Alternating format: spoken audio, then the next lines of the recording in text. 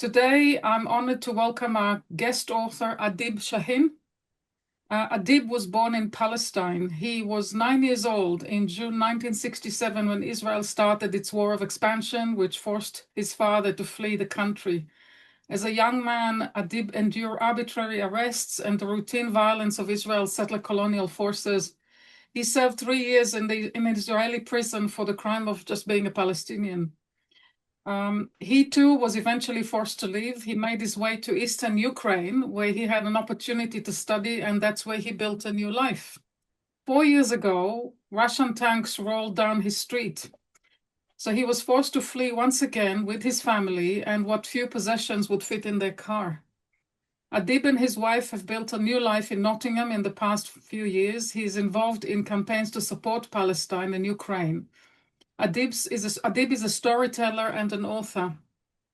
His book, It Is War, Is It War? It Is War, or The Strong Are Shameless, Scattered Pages from a Palestinian-Ukrainian Memoirs, is a collection of snapshots from an ordinary life in extraordinary circumstances. It's a 168-page book with color illustrations that follows Adib's journey as he attempts to navigate through forces that are beyond his control.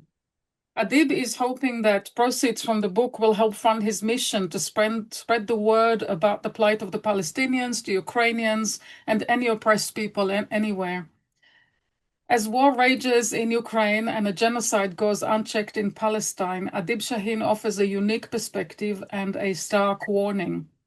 Unless we hold those in power to account, everything and everyone we love is in danger. Adib and I had a very long conversation recently, and I was deeply moved by what we shared, what we spoke about. As war continues in Ukraine and genocide goes unchecked in Palestine, he offers something rare. Oh, sorry, I am. Yes, he offers something rare, the perspective of someone who has lived through not one, but two colonial catastrophes, and who refuses to look away from either.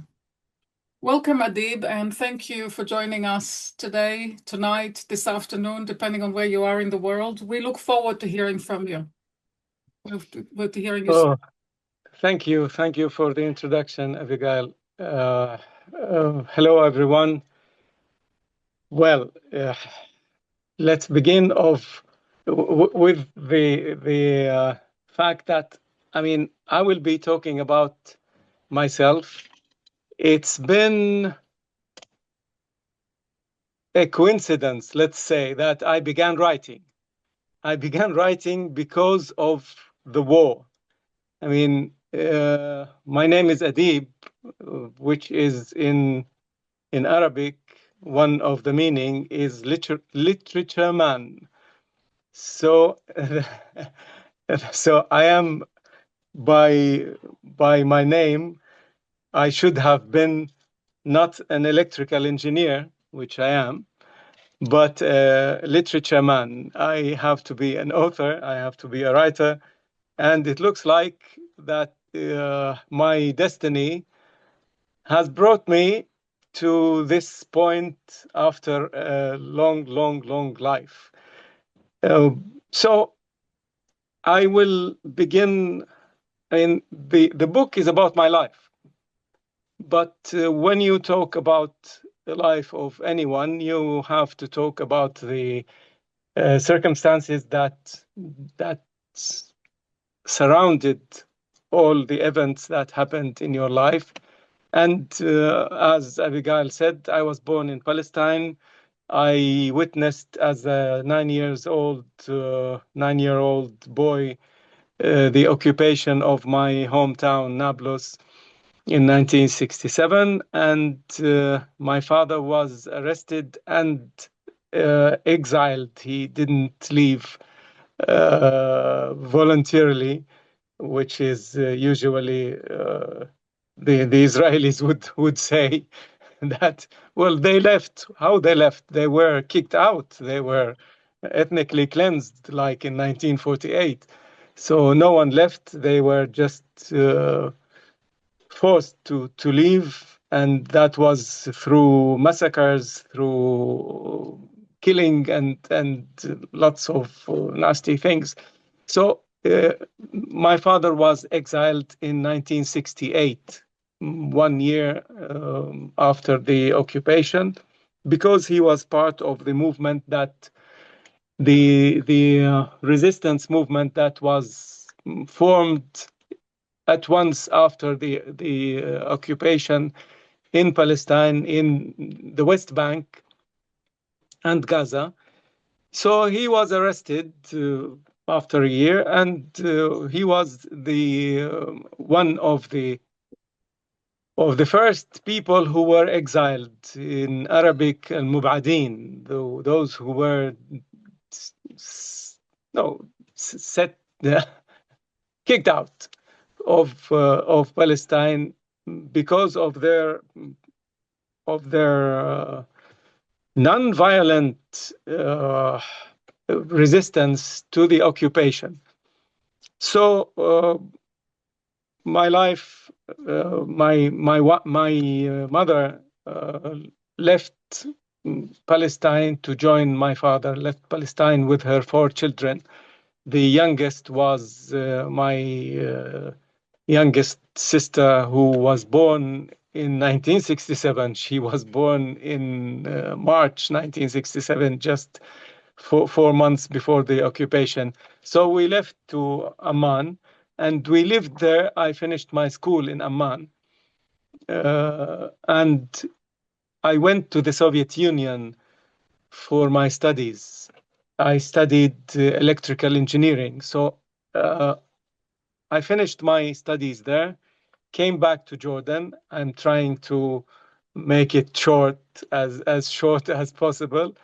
It was a very interesting time, and partly I'm writing in the book. That's the 3rd chapter of the book about my university studies, which is just trying to send messages in the whole book. I mean, the whole book was made as short as possible because I want to send the message of fighting for freedom and justice in general. So the first, I'll talk about myself, then I'll talk about the book. So I finished my studies, came back to Jordan with my wife and my elder son, who was still a small boy. And we lived a couple of years in Jordan. Then we moved to Palestine. And that was when the First Intifada was going on. So you can imagine that you cannot be in such circumstances without being a part of the struggle of your people. It's out of question for people who, for everyone. It's nothing that nothing extraordinary. Let's say. So I joined the struggle against the occupation within the First Intifada, and I was arrested by the Israeli occupational forces and sent to jail for 4 years. 4 years. In my chapter, the chapter about the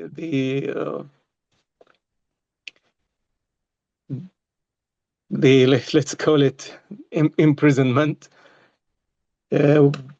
is called 18 Palestinian Days. Why is it called 18 Palestinian Days? Because within the First Intifada and all the time of occupation, the Israeli forces would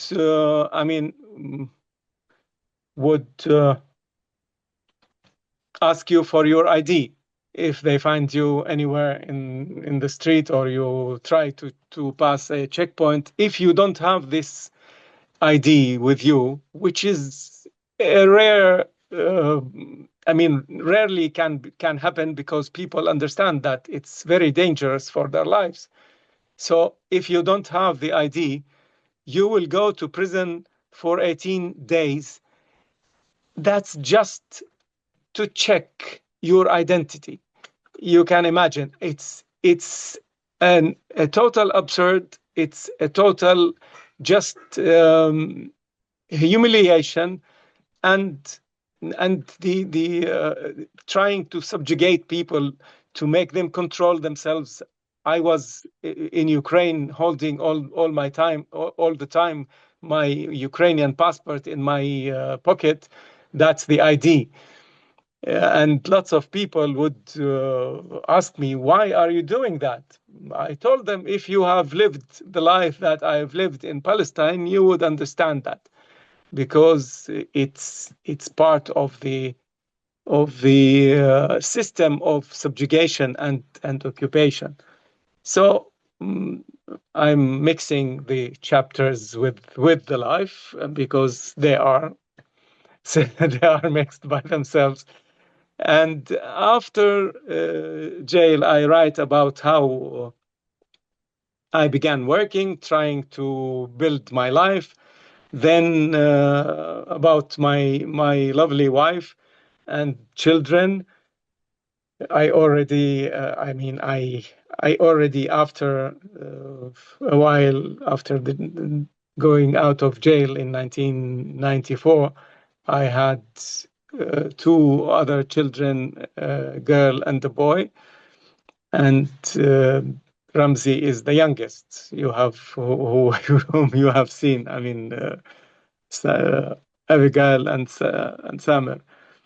So then I talk about Ukraine, because we left Palestine. We left within, after 2 years of the Second Intifada, which was very dangerous. I mean, we lived in a very dangerous place, and I just left trying to save my family.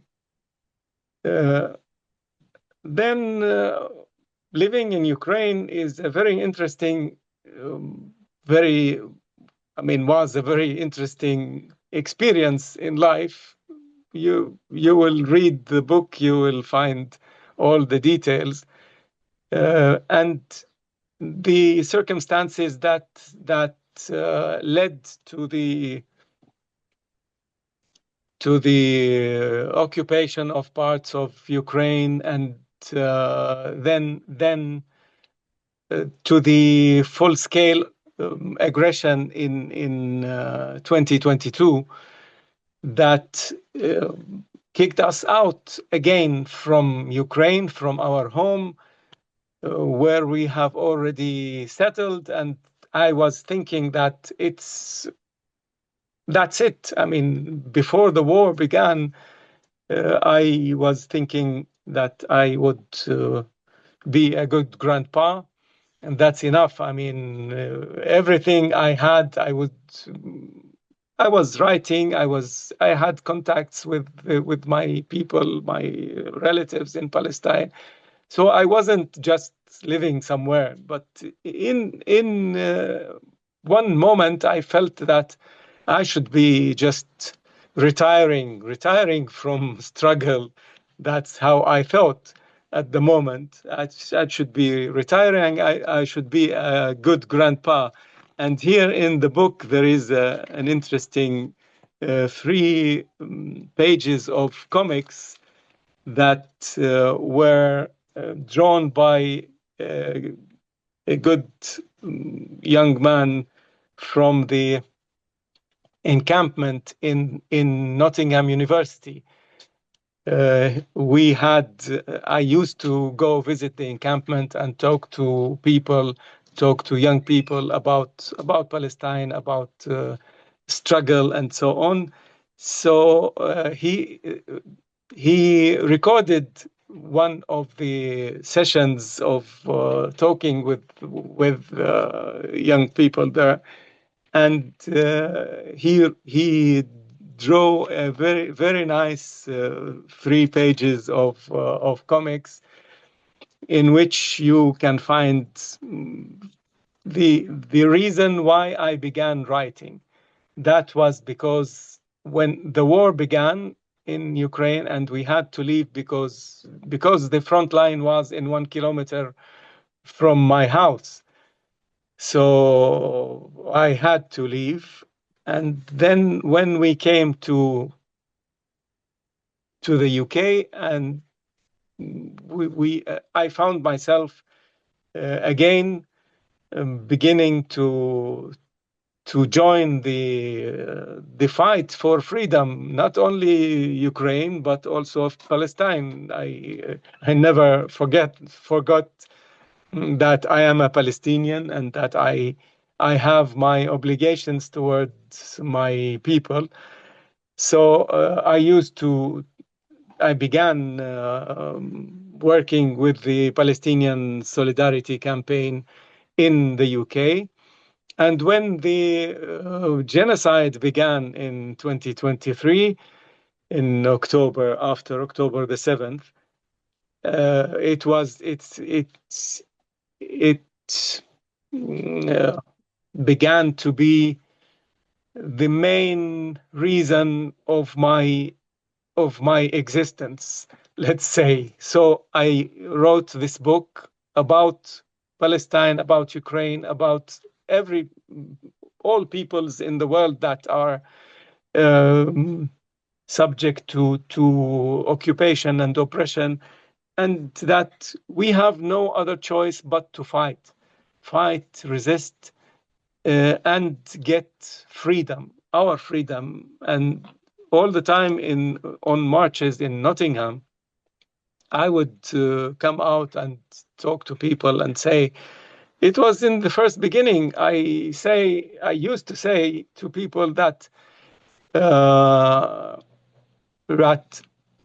we are now, everyone, are not fighting, are not marching only for the Palestinians in solidarity with the Palestinians. We are fighting for our own freedoms, because what's going on in Palestine and in other places, lots of places in the world, will move to us.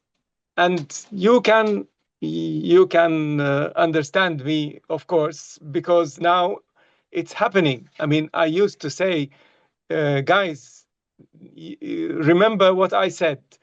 I used to say to everyone, they will come and put an old shoe. It's an Arabic idiom.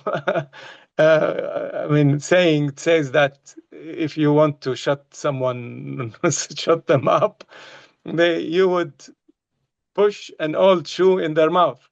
And I would tell them, they will come and push old shoes in our mouths. We will not be able to speak. And that's really what happened when with the ICE and in the United States, and the Palestine Action, this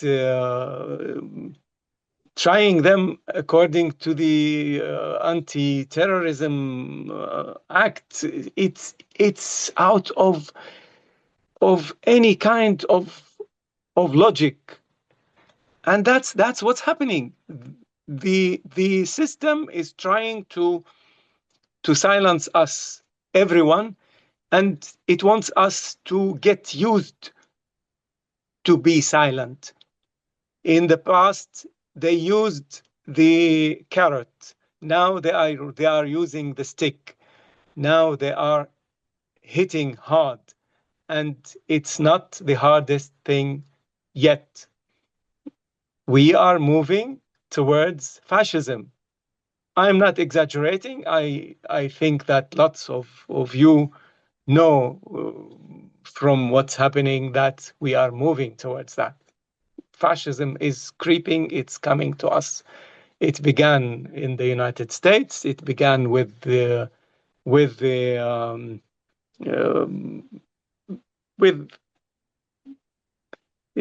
attacks on all protesters against the genocide in Palestine, in Germany, in France, everywhere, and here now they are trying to make the fight for for justice a crime, to make it a crime, and to make us accept the subjugation, and accept being slaves. That's the option, the other option, otherwise, other than fighting. So, or we fight and win our freedom, or we agree and obey the orders and accept servitude. There are no other options. No, whatsoever. If you believe that there are other options, you wait, and when you get to the point when they will, as usually lots of people say, when they come for you, no one will be there to fight for you, to show solidarity and to help you. So this is obvious. And back to the book. My book is, in general, part of this, of my contribution, let's say, to the fight, to the cause of fighting for freedom and justice in the world. It's not only about Palestine, it's not only about Ukraine, it's about our freedom, everyone's freedom. So that is my book. I have a couple of minutes yet, so I'll just read you the names of the chapters. It is war. It's about the beginning of the war in Ukraine, the full-scale invasion of Ukraine by the Russian Federation. The second one is Born with Pride in Palestine. I used this, especially this name. I mean, this Born in Palestine, Born with Pride. I remember there was something back, not a long time ago. I mean, in the United States, they love to say, born in the USA, born with pride in the USA. Well, I see that the thing that makes me able to see what's going on around me and around everyone else, and see that sometimes earlier than lots of others, is that I just lived there, and I lived all this oppression in the details, in very simple details of life, like I just said about the ID, the IDs. I mean, holding the ID in your pocket is, you have to do that before you have to check your pocket, that your ID is there, because it is dangerous not to have it. So this is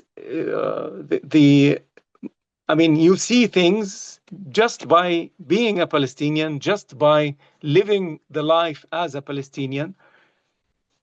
And that is, I'll read you back the names of the other chapters. The third chapter is the university studies, then the returning from the studies, then 18 Palestinian days. That's about the 4 years imprisonment in the Israeli concentration camps. Then my work in the occupied land in my family plantation in Palestine, on the west bank of the River Jordan. Then about my wife, Noura, which is her Arabic name, Arabic version of the name. Then about Ukraine. Then about the road to Britain, and the drums of war still beat.